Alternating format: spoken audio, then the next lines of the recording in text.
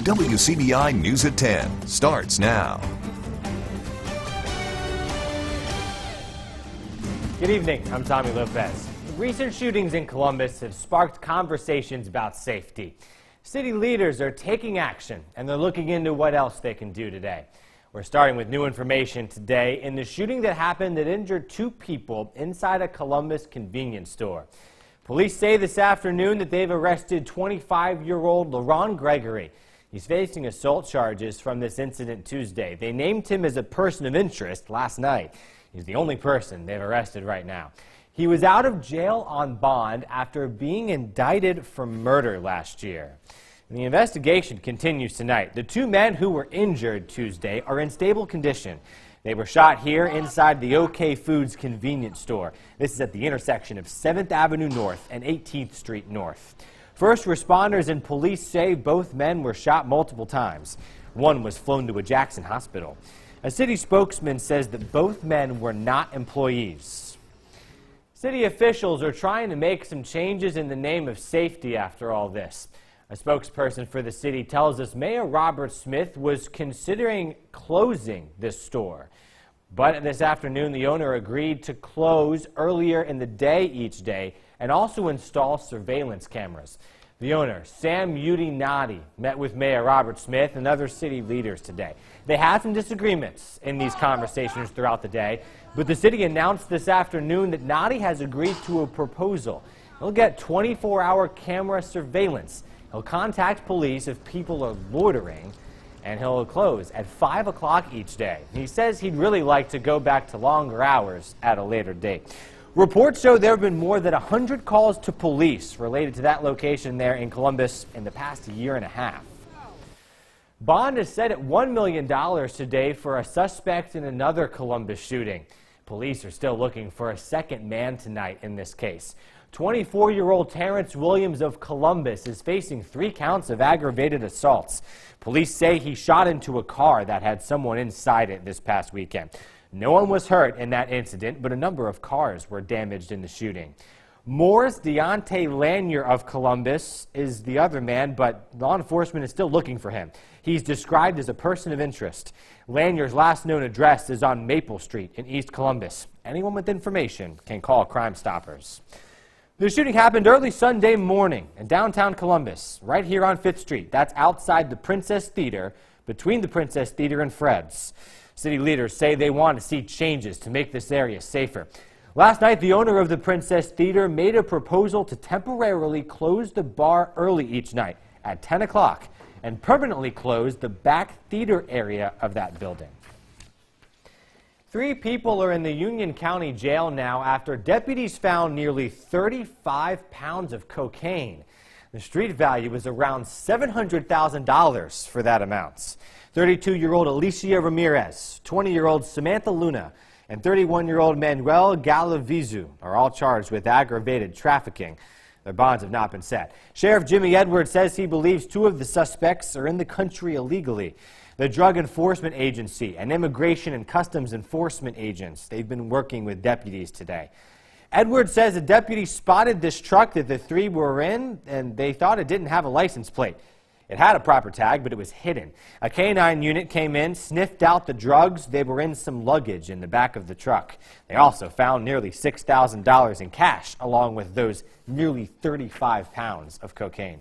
The sheriff believes that those drugs were smuggled into the country. They were coming from Mexico, and the drugs were on their way to Atlanta. Edwards says that this is the sheriff's department's largest cocaine bust ever. We're turning our attention now to weather tonight. Chief Meteorologist Keith Gibson is in with us. Keith, not quite as warm as it's been the last few days. No, it's a little bit cooler out there tonight. Tommy, all clear in our neck of the woods. Currently in Tupelo, 58 degrees. Humidity levels quite low with this dry air in place right now. The dew point in Tupelo down to 29. 59, the actual air temperature in Columbus, 59 in Starkville, 55 in Louisville. Down into the upper 40s to mid 40s in many spots tonight. In Columbus, 52, a mix of sunny clouds at 8 o'clock in the morning, 68 at noon. Around 77, that will be our forecast high. And look at these highs around the region tomorrow, Tommy. Mid to upper 70s, a shot at some 80s. Your full forecast in just a few minutes. All right, Keith, thank you. Her story had an impact on people all over the country.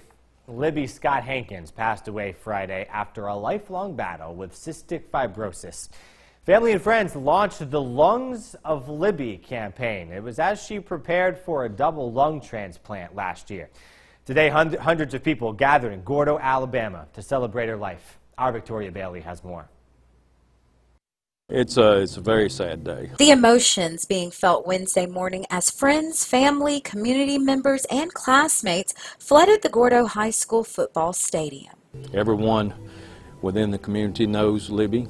We've always thought of Gordo as a special community and full of special people, but among those special people, a lot of lights shine brighter than others, and Libby's light shone brightly. Cystic fibrosis is an inherited life-threatening disorder that damages the lungs and digestive system. Libby's death highlighted the importance of organ donation. In the back of my mind, I'm just thinking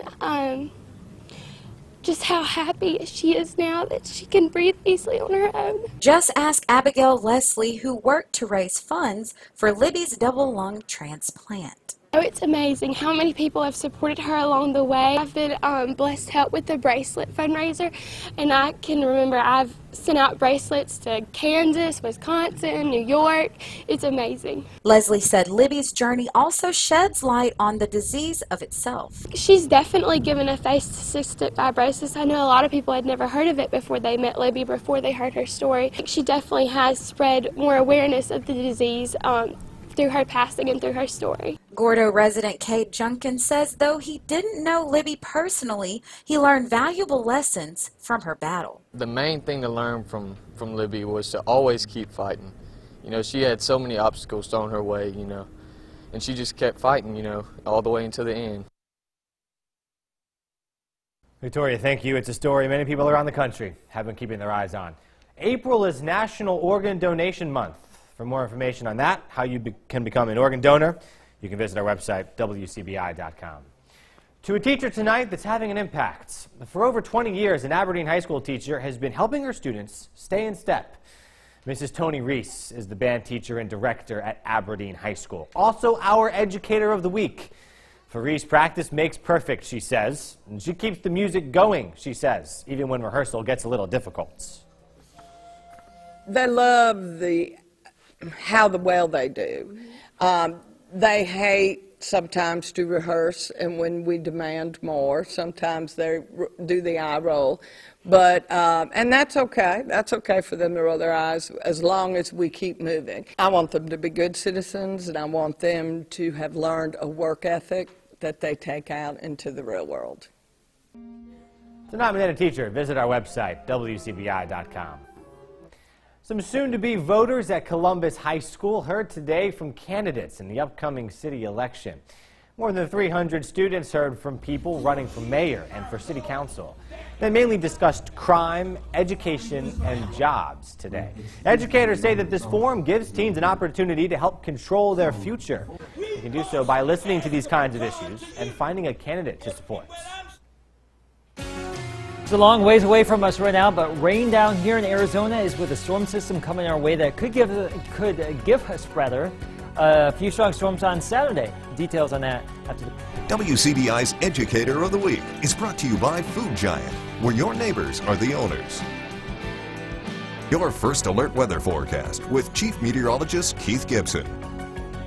Look at this great sunset down in northwest Florida, the Panhandle there, Seaside, Florida, near Destin. Wouldn't that have been nice to see tonight? But, you know, we had some pretty nice weather around here locally. That was the scene down in Florida. In Starkville, the setting sun right there, big blaze of orange on the western horizon with nearly clear conditions in our region here late on our Wednesday afternoon. This is our Alpha Insurance time lapse from downtown Columbus today. You can see some of those clouds moving on through.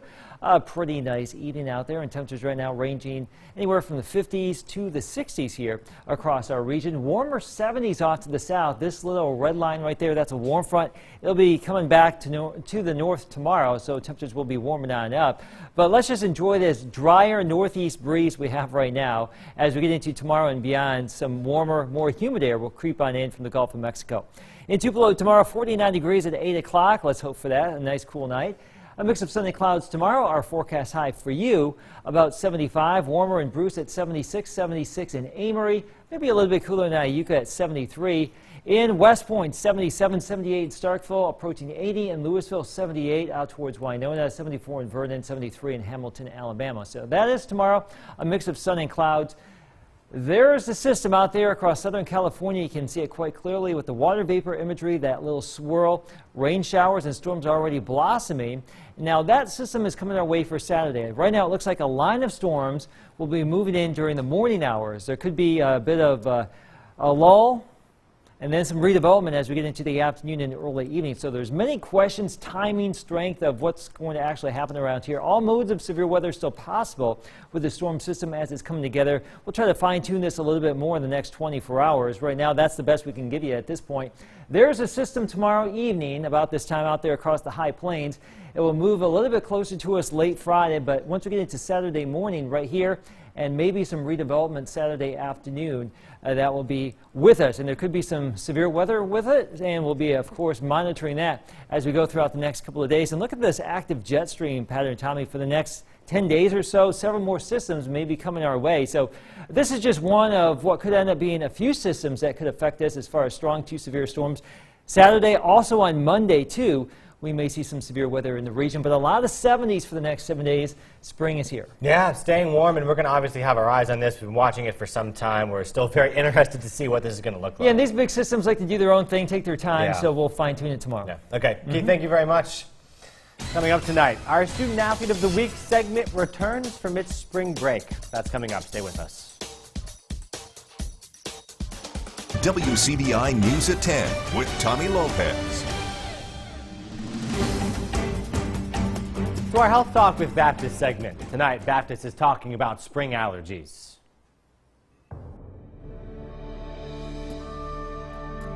What is the cause of most spring allergies? The biggest spring allergy trigger is pollen, tiny grains released into the air by trees, grasses, and weeds for the purpose of fertilizing other plants. When pollen grains get into the nose of someone who's allergic, they send the immune system into overdrive. As the trees start to bloom and the pollen is released into the atmosphere, allergy sufferers begin their annual ritual of sniffing and sneezing. Each year, 58 million Americans fall prey to seasonal allergic rhinitis, more commonly known as hay fever. Pollen can travel for miles, spreading a path of misery for allergy sufferers along the way. The higher the pollen count, the greater the misery. The pollen count measures the amount of allergens in the air in grains per cubic meter. You can find out the daily pollen count in your area by watching your local weather forecast. Here are some of the biggest spring allergy offenders. Trees including oak, pine, willow, elm, hickory, and cedar. Grasses and weeds including Bermuda, fescue, Johnson, perennial rye, timothy, and ragweed. Allergy symptoms tend to be particularly high on breezy days when the wind picks up pollen and carries it through the air. Rainy days, on the other hand, cause a drop in the pollen counts because the rain washes away the allergens. Join us next time on Health Talk with Baptist when we'll discuss some of the treatments of spring allergies. Mail your topic suggestions to healthtalk@wcbi.com. Health Talk has been brought to you by Baptist Memorial Hospital Golden Triangle. Our Tom Ebel has arrived in Oklahoma City, as has MSU. We're going to visit with both of them ahead of Mississippi State's Sweet 16 matchup with Washington on Friday. Next in sports.